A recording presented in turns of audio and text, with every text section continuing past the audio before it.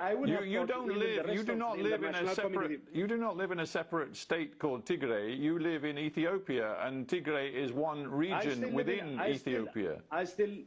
Yes, I live in Ethiopia, but I live in a territory which we, thanks to the struggle of our people, have liberated from the chokehold of Abiy Ahmed. Except that he wants to extend his chokehold through other means because he happens to control the switch in Addis. But so that's your agenda, is it? It's separatism. What this is really all about, and it's important people around the world know this, is that you are seeking entire separation from Ethiopia. You no longer regard Addis Ababa and Prime Minister Abiy Ahmed as legitimate rulers of your country. No, I don't consider Abiy Ahmed as a legitimate leader, not only of Tigray, but also the Oromos or even the Amhara. So as far as we're concerned, it's separatism to the extent that there is a tendency of separatism in Tigray. It's imposed on us. It is because Abiy and his partners in crime caused the kind of suffering which no one in their right mind could have imagined would come from a government that considers them its own. So, you know, to the extent that there is a tendency of separatism, I don't think this was something we willfully pursued. This was not something that was part of our agenda. It still is not part of our agenda, but we have to make sure that our people have their right to self-determination, and they should have unfettered access to the full exercise of this right.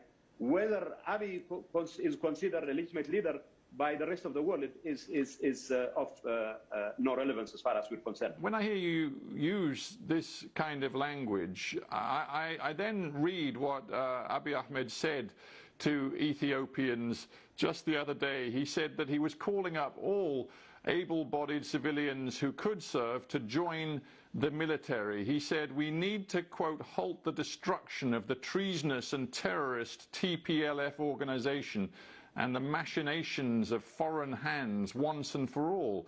So you talk of separatism. He describes you as treasonous and terrorist. There is no reason to believe that this conflict is going to get anything but much worse. Stefan, you should stand to be corrected. I didn't say we are for separatism. To the extent that there is a tendency of separatism, it is imposed upon us. And I'm particularly proud of the fact that our people are fighting to the nail to make sure that their self-determination rights are fully exercised, fully protected. Whether that will result in independence is an entirely different matter. As far as we're concerned, Abiy committed genocide in the people of Tigray. He didn't do it simply because he was forced into it. It was because there was a method to the madness that was visited upon Tigray. There was a method, a systematic nature of the campaign that he unleashed against the people of Tigray. His forces committed rape. His forces committed forced disappearances. His forces committed all kinds of heinous crimes. We'll get to the accusations of atrocities, egregious abuses of human rights. I'm not talking about accusations. We'll get to them because, frankly, you know that they apply to your side as well as Abiy's side in this conflict, and we'll talk about them in just a moment. But before we get there, let us just consider the hundreds and hundreds of thousands of people, civilians, who might listen to this conversation between you and me and might be in despair because they know that the tone you are taking, just as the tone taken in Addis Ababa, suggests this conflict is going to get worse. 400,000 people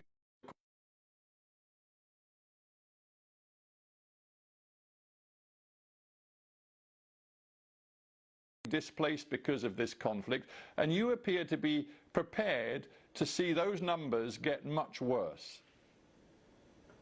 It would be unfair to accuse us of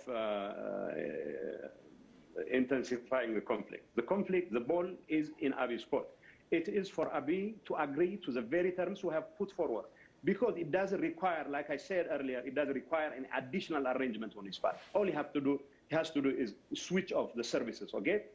Once he does that, we can sit together and discuss and negotiate on conditions for a negotiated ceasefire. Otherwise, he wants us to continue to maintain his chokehold on our people. He wants us to continue to bombard our people. He sends divisions after divisions simply because he has claimed that he has declared unilaterally a ceasefire. Doesn't mean it was indeed a ceasefire. In fact, his call to arms to the entire civilian population of Ethiopia is another form of calling on genocide against the people of Tigray. Well, and if I think peace is going to prevail, it takes two to tango. We've discussed Abiy Ahmed, and you've used your accusations many times. Let's move on. I want to know whether the humanitarian assistance desperately needed by hundreds of thousands of people who are facing famine is actually reaching them right now. The World Food Programme chief says that hundreds of trucks a day are needed to deliver urgent aid to those people. Are trucks getting through, yes or no? They're not getting through. I know of 178 trucks that have gotten through, but it is the tip of the iceberg compared to the kind of volume that is required to feed hundreds of thousands of people. Abiy Ahmed's forces are obstructing the traffic. They are coming up with all kinds of excuses. In fact, they are using conflict that is taking place in areas where there is no traffic whatsoever, and he is giving all kinds of excuses and pretexts to obstruct food convoys. And of course, I again reiterate that the ball is in Abiy's court, and it is for him to relent on his chokehold on Tigray, to allow even humanitarian agencies to have access to cash, for God's sakes. He has cut off banking services, and humanitarian organizations do not have access to cash. If we're talking about the humanitarian crisis, we then have to talk about the allegations of terrible, horrifying abuses and atrocities committed against civilian populations in Tigray and the surrounding regions. Now, I know that human rights groups, independent observers, have laid accusations at the door of the Ethiopian military forces, but they have also laid serious accusations at your door too. And today I'm interviewing you, not the authorities in Addis. So how do you respond, for example, to the latest reports that your forces in the TPLF bombarded displaced civilians just days ago in Galikoma town in Afar region, and according to reports, many dozens, possibly a couple of hundred civilians, including many scores of children, were killed in the TPLF attack? You know, we're against impunity of any sort, whether it comes from Abiy or from any force whatsoever.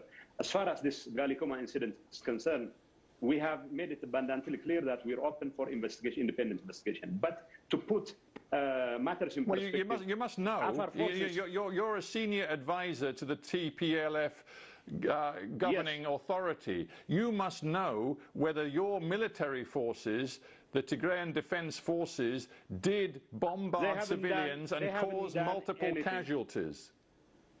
Look, let me tell you this. You know the story that Galikoma was bombarded by our forces, an absolute lie. You know how I know? Because our forces were operating there. Our commando units neutralized an Afar special unit, and it's only the Afar special units, while retreating, who destroyed a government warehouse. But the claim that hundreds of children are killed is something we take seriously. But as far as we're concerned, it is not the work or the job of our military forces. Well, because our military people forces might wonder how real your investigation is going to be if you've already dismissed the accusations as lies. I'm calling for, in fact, we're working with UN representatives here to send a team to see for themselves what did happen there. See, you've had months. Well, hang on. Let's go through it. You've had months and months to investigate the very serious allegations backed by important work done by Reuters news agency and others into what exactly happened in a small settlement called Maikadra,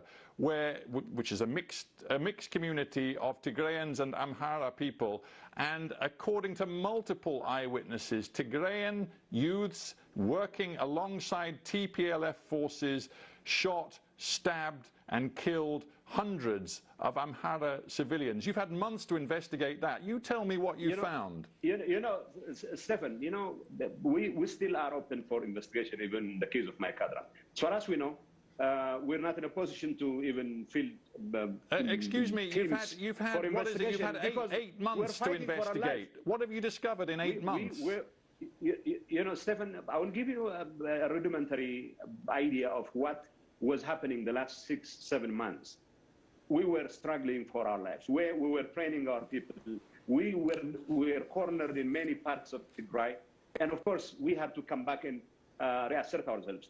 We still are open for investigation. But, you know, the story about Maikadra is a story of advertising. You keep saying something 1,000 times over, and you end up believing it. Because we were cut off from media. We were denied of any access to communications. And every story that was churned out by Abiy Ahmed ended up becoming a reality. Simple question. Are your forces using child soldiers? We're not using child soldiers because mature soldiers have never been short supply. But there are children who want to join the army because of the suffering that they have suffered, because their parents found themselves at the receiving end of Isaias's or Abiy's high-handed tactics. But we refuse because we have tons of people lining up to join our ranks. We don't have to use child soldiers. So the pictures that have been shown on Ethiopian TV of children captured during conflict with TPLF forces, they're all fake, are they? They're fake because Abiy's forces are not in a position to even take prisoners because they are retreating towns after towns. They have already abandoned practically half of the country. And they would have you believe that they have prisoners. They don't have prisoners. How could they have prisoners? They are simply rounding up helpless children who are returning from Saudi Arabia or helpless children in many parts of Addis Ababa who are eking out a living, selling all kinds of commodities or doing all kinds of errands, and then parading them on TV as prisoners of war. That's an absolute lie. Let's talk about the future. Right now, as we've discussed in this interview, your forces are fighting in Amhara, they're fighting in Afar, you're fighting Eritrean soldiers who are on Ethiopian territory, and of course you're fighting the Ethiopian National Forces as well. You've just, as I understand it, signed some sort of military alliance deal with the rebels in Oromo. It seems that you want to fragment Ethiopia, to foment fighting on multiple fronts across Ethiopia. Is it your desire to tear apart your own country? No, it's not our desire to tear apart the country. Even if we were to decide to become independent, we still want the rest of Ethiopia to be intact. I'm not saying we are fighting to become independent, but I wouldn't rule that out because the tendency on the part of the population is that probably it's not a good idea to stick around. But the point is, we are doing the most responsible thing under the circumstances. The OLF, whether it is considered terrorist by Abiy or not, that's secondary, is significant, is playing a significant role in a significant part of the country. And we are also reaching out to other political organizations, political entities, who would have one way or another to contribute to the continuity of the Ethiopian state. I find your answers very interesting, and to be honest, I also find the way you just looked rather, you gave me a smile when you talked about your alliance with the rebel forces in Oromo. I'm just wondering, when one leading analyst says that there is a real possibility, a real possibility of genocidal violence in Ethiopia, and it is increasing week upon week, do you agree with him? We are clearly seeing signs of genocide being authored, being systematically pushed by the Prime Minister himself. He's been referring to the people of Tigray as weeds to be got rid of. This kinds of rhetoric, vitriolic propaganda is obviously creating tension. So of course, the writing is on the wall. So our arrangement with the OLF, for example, our arrangement with other political organizations is to make sure that there is some sort of responsible transitional arrangement which would somehow avoid the kind of calamities aimed Abiy's irresponsible behavior would likely lead to. Well, we have to keep watching and hoping that the worst can be avoided in your country. I thank you very much, Getachew Reda, for joining me from Mekelle. Thank you very much indeed. My pleasure, Stephen.